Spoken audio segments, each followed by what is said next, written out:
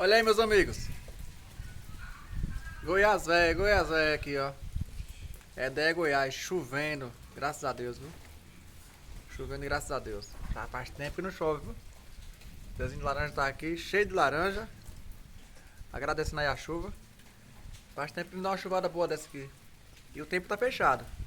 Pra quem tem sistema fotovoltaico aí, os, as pessoas que gostam de energia solar, feito eu, não vai ter geração hoje, viu? Hoje vai ser sem geração.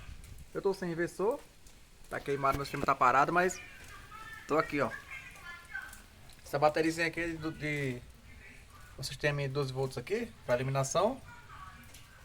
Tá aqui 12,9. A lâmpada apagada. Detalhe, viu? Se escurecer um pouquinho mais, essa lâmpada vai acender sozinha aqui.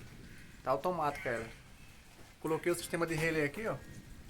Se escurecer a placa, escureceu, automaticamente vai energizar a lâmpada e vai acender. É isso aí.